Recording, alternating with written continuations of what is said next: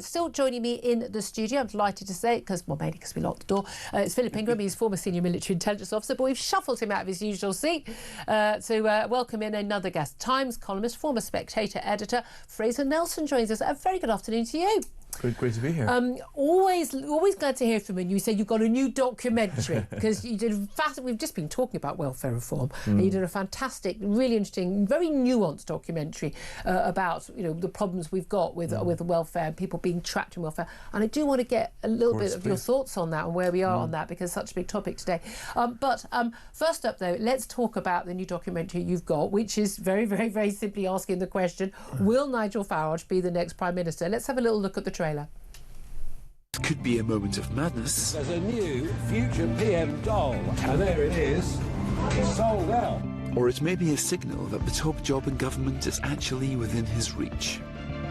My name is Fraser Nelson. I'm a political columnist for The Times. Also, he's doing a documentary on reform. I want to look beyond the headlines and ask the people who might put him in high office why they'd support him. Reform being this voice that, people can speak freely is attractive to young people. Can a man who triggers such reactions really lead and unite the country? The guy's a clown, he's a charlatan, he's a cheat. You've got what it takes? I think so. And how could he actually pull it off? It's nuts, it's all got to stop. Well, that's a little taste of the documentary. Fraser Nelson. First of all, was this quite a good fun documentary to make? Because I have to say, one thing Nigel Farage isn't is boring. It was certainly a circus. Even tracking him down was quite difficult. So I went up to Hamilton in the by-election, where he's playing cat and mouse with the protesters. So for example, we were told, OK, Nigel will meet you outside this doner kebab shop in the car park. So we went there, and all the rest of the crews were there. And then the protesters got word he was going to be there. So then all the socialist workers or whatever come after. And then it turns out that was a massive decoy. He actually was in a brick factory somewhere else. Right. So even if you want to track him down, you need to go through this kind of choreography of the great Farage circus. But then that he was the dominant factor in that by-election. There were so many parties there, but he basically made it about reform. Yeah. And so that was a simple... Previously, the idea of reform doing well in Scotland would be unthinkable. But now Farage was basically making the conversation for him or against him. That was the question. Well, indeed, look, we had a poll earlier this week suggesting that the party could easily win a majority of the next election. The MRP poll for YouGov, again, these are really detailed polls, over 11,000 people. They do all the extrapolation. They don't just say a flat swing of this amount would mean these constituencies would turn, turquoise rather than red or blue. They actually extrapolate, go into the numbers of the people, and they're saying that it is very, very likely that Nigel Farage's Reform Party could be the largest party at the next election. A lot of people talking about the prospect of a Tory coalition. I mean, I can't see the Lib Dems or Labour going into coalition with Reform, so who else would it be?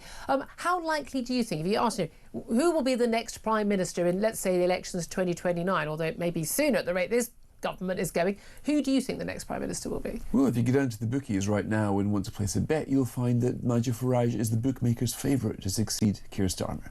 Now, it's 4 years out, it's difficult to make any kind of prediction. I mean, bearing in mind 4 years before last year's general election, no one was saying that Keir Starmer would be the next Prime of course. So the wheel of British politics spins quite fast at the moment. So whatever seems to be the case 1 month tends not to be the case in 4 and 5 months' time. Yeah. But what I do in the film is try to look at the roots behind the roots. It's not so much about Farage, but why people are supporting him. Now, they are exasperated, to put it mildly, with the two main parties. They see in their communities, in their country, things are bad and they're getting worse. Now, a lot of them had thought that a change of government might help. But we did this focus group in Solihull, which isn't exactly classic reform territory. This is in the Midlands, this is sort of swing voters. And we had 10 people who hadn't quite decided how they were going to vote. The Solihull would have been solid Labour territory. Oh, well, once upon a time, yeah. Absolutely. But we know, for example, that the seaside towns, that Blackpool almost certainly go reform. But there's more to it than just simply despair. There is hope, there's aspiration, but most of all, exasperation. Now, and so the voters were saying, well, we weren't quite sure what Keir Starmer stood for, but we didn't think it was going going to be taking away your window fuel payments, taking away your benefits. Because right now, if you were to say, well, a year of Labour, what's he done? Most people could only point to those two things. Yeah. And I think, well, this is not the solution. This is not an alternative agenda. But the thing to remember is that we had a lot of abstainers in the last election. That wasn't apathy, it was anger. So that's one of the things we picked up. One of the biggest support sources of reform support are people who didn't vote last time, who are going to vote this time. But of course, the trouble with being in office is you have an opportunity to disappoint the voters.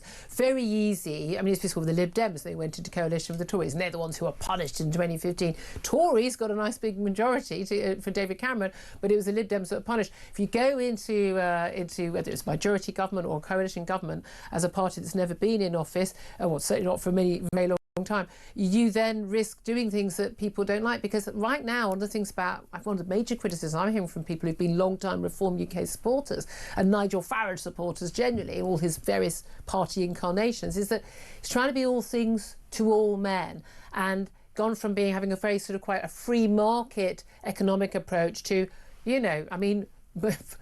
full-on lefty approach in terms of lots of policies, and actually that is not going to appeal to an awful lot of staunch Reform voters. But it depends what basis you're looking at this. Now, one of the fascinating things I found out was that you could say to them, as we did, look at Farage's promises if they don't add up. He's promising massive tax cuts, he's promising more welfare. But neither do Labour's and the Tories. Well, exactly. I mean, Labour's got the massive black hole, they call it a deficit, the Tories had one too.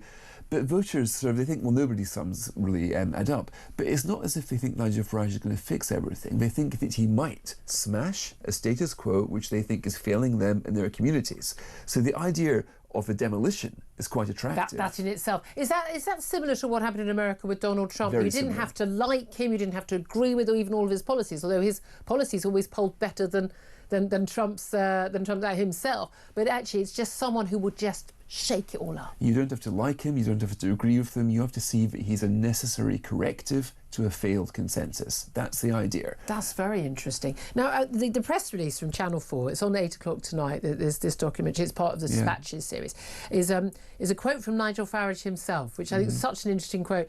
Our biggest enemy between now and next year and those elections will be ourselves. Now, a lot of times he's been accused of being part of the problem, although also the solution, a bump in the polls, as soon as he said, right, I'm going to stand for the general election, we're aiming to be the biggest party in 2029. So many people at Westminster were laughing at him. I wasn't laughing. I was like, uh-oh, guys, you don't know what's about to hit you.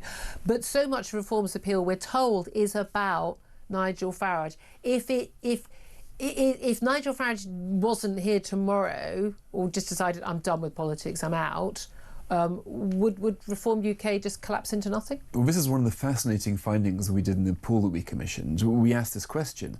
Now, this time last year, you might think, well, before Farage came along, Reform was nothing, so if he decides to quit, it will just collapse like a souffle, right? It's basically the Nigel Farage party masquerading as Reform. Yeah. But both the focus group and the opinion poll show that not to be the case. Reform as a brand is now getting serious cut through.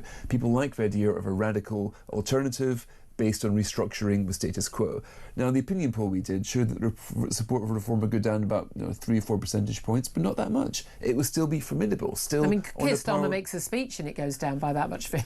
Exactly. So this is now some more significance than simply Nigel Farage. This is the belief in there being a party of outsiders whose basic USP, whose selling point is that we haven't done this before. We're not the usual suspects. Yeah. Now, people like that idea. Now, some people we spoke to in the focus group say they'd be more likely to vote for Reform if it wasn't for Farage, because he is a bit of Marmite. Yeah. He brings with him a certain sort of divisive kind of politics. Now, that will work for some people, not for others. So some of the voters thought, well, I like the idea about Reform, but I don't quite like this kind of, some of the language he uses about culture, sometimes Muslim issues, gives some of them pause. Yeah, except we've had people leaving Reform saying that he's not strong enough on these issues. But it's interesting, I think there's some of the polling you did and looked at about in terms of people, how they view him, whether he's the belief that he's a racist. But he's not saying anything any different to Keir Starmer now. Well, no, there's nothing Nigel Farage has ever said or done that would merit the label racist. No, I know. But still, interestingly... I've been drunk with him on many occasions. You'd think something might have slipped out, but never has. I know. Because it's not. I went through a phase of following him down the country to see if he'd say something to a town hall when he thought nobody was listening that might be on the... Absolutely not. He doesn't have a racist bone in his body.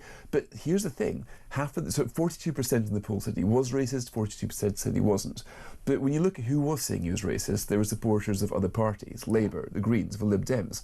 Now, if you look at Donald Trump, it's exactly the same thing. Racist is the word that a challenger party's opponents will use to try to delegitimise them. But that word, again, almost doesn't have any meaning anymore. I used to threaten to sue people who called me that on Twitter. Now it's just so common. Everybody's a racist. I mean, everybody's a racist now. So I think it's terrible that we've demeaned the importance of a horrible thing. But here's the thing, it has a big effect because it tends to drive voters to the other party. So they think, hang on a minute, you're calling him a racist because he wants to control immigration. But I want to control immigration, you're calling me a racist. So this word actually serves, it doesn't really serve to contaminate, it doesn't serve to toxify. That's changed. This is the same with the Democrats. They're in America, their attacks on Donald Trump were 4 years old, the voters had moved on, and how much does this tie in with what's been happening across the rest of Europe? Although we left, Nigel Farage is, instrumental in us leaving and voting for Brexit, 9 years ago this week.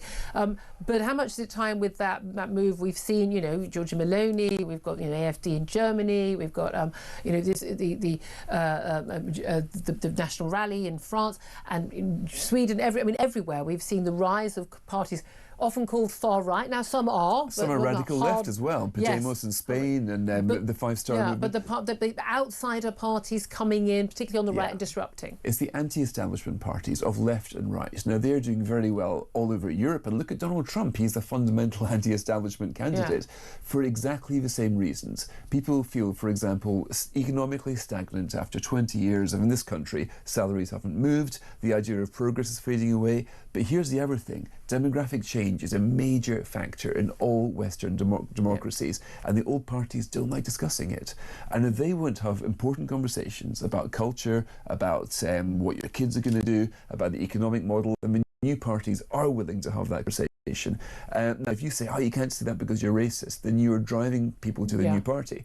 So we are seeing right now, it's a kind of new consensus, but fundamentally it's pro-democracy. This is democratic process at work. Absolutely. Well, this, again, I was saying earlier on the show, this is why I voted for Brexit. It's because I wanted democratic accountability. And again, if Tories were elected again and again on a promise of cutting immigration and tackling a lot of these issues, didn't do it, voters kicked them out. Labour made some of those similar promises. They ain't going to do it. And in my views, they will be kicked out. And hopefully at some point people will get that message. How much of this do you think is about the economy? Because, that old line, it's the economy stupid when it comes to people feeling poorer, not just feeling poorer, they are poorer, energy bills and all that. Again, I think net zero, that's a deal breaker for me, for any party.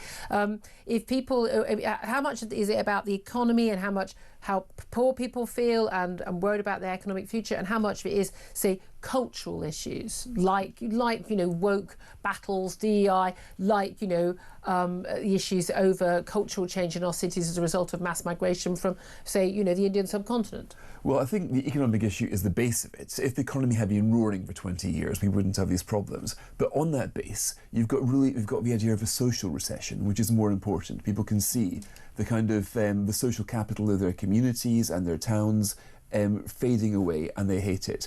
But the other point we found in the focus group was that they feel themselves subject to that atmosphere. We had spoke to a 26-year-old guy who was a builder. He was saying, look, me and my mates, we have discussions, we make jokes, but we're living in a world now, if you say something on social media, your life is over, you get called a bigot. Now, every single person in that focus group, we're not talking journalists or people who are actively on social media, they felt that they were in a new world now where you can get judged and cast as a bigot for making some basic observations. They hate that, and they see in Nigel Farage somebody who stands up to this. So because he's a taboo breaker, because he says things that are outrageous and he doesn't care, they think, well, this is what we need to shatter They feel this is very real in their lives, that right now we're living in an environment where they could lose their job, lose their status, and they see in Reform the only party which will challenge this, not necessarily fix it. And again, I think a lot of people, they think it's about sort of high-profile people who get castigated like J.K. Rowling or whatever, but actually it's happening on a grand scale and people are being silenced. I know some of you have done great work over the years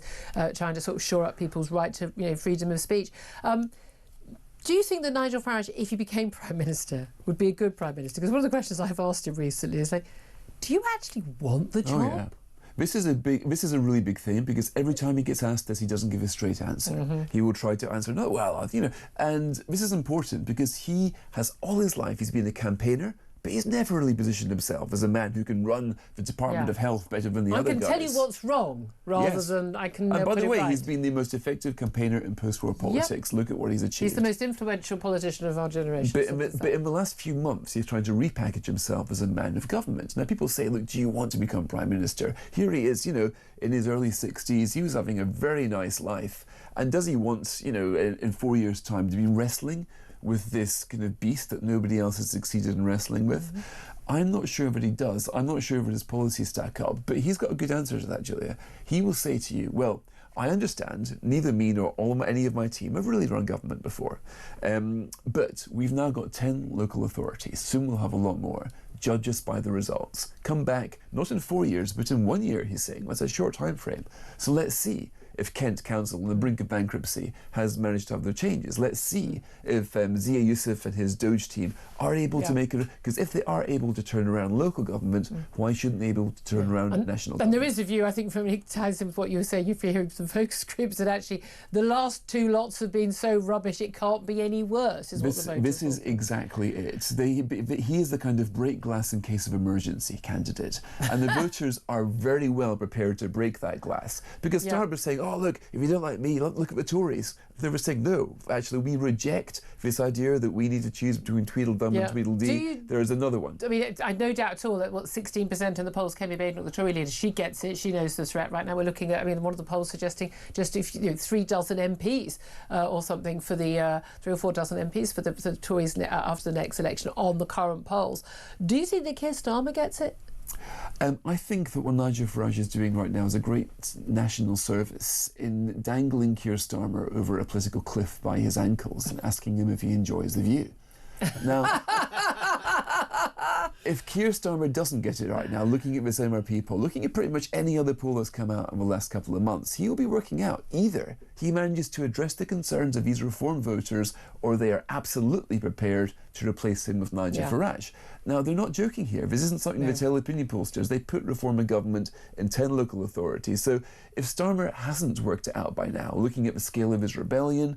and bearing in mind they weren't even votes in a lot of the counties where Reform would have done better because of those delayed polls. Exactly. So he will have to ask, is the country serious? Could they really mean it? Would they put Farage and a bunch of neophytes in if I don't deliver? The answer to the question is yes. Absolutely they would. Absolutely fascinating. Philip Ingram's listening to all of that. What do you make of it? Fascinating. Well, I don't think Keir Starmer realises he's been dangled over the cliff, and that's part of the problem. And it's great to see that disruptors are having so much influence across the place, but our traditional political parties, and this is probably the same across Europe and elsewhere, don't know what to do, so they take out their old recipes and they just apply the same recipe again. Also, part of the issue is they don't really think that mass immigration is a problem. For instance, they don't really think that a lot of the things that we think are massive problems are a problem. Or they think their hands are tied and they can't really solve it. When they can, there are lots of solutions which they just simply won't reach for. Because they want to be the nice people. Mainstream parties are disassociated from reality. Labour is losing it in exactly the same way that the Tories lost the last election, and they're doing nothing about it. In fact, they're making it worse for themselves. Yeah, it is absolutely fascinating. Let's go back to welfare reform, because I mentioned, Fraser Nelson, your last documentary was about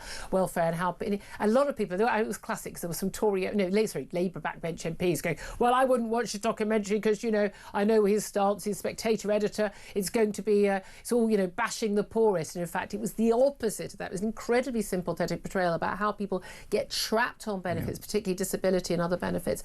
What do you make of the government's bid to these welfare reforms? I mean, they're in my view, a drop in the ocean, but it looks like there's going to be a watering down of it. Do you think that the Prime Minister's got the right idea or not?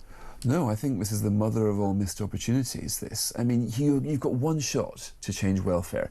And what this does is it doesn't change. This is about saving lives more than saving money. Yeah. But all this does is it saves money and it doesn't save lives. Yeah. If you look at the projections, they're still expected to go up from 3.5 million on sickness benefit to 4.1 million in a few years' time. That's like the working age population of Birmingham going on sickness benefit under the existing reforms. Now, they won't be getting quite as much money, but still, when you look at the loss of talent, the loss of manpower, the damage to communities, all of that continues. The damage just to as people's bad. mental and physical health. Not working is really bad for you. And I don't think we've done nearly enough work into working out what happens when work disappears. The kind of social, the psychological, the kind of family aspects of it. And this is going to happen on the calamitous scale, even if these reforms are passed.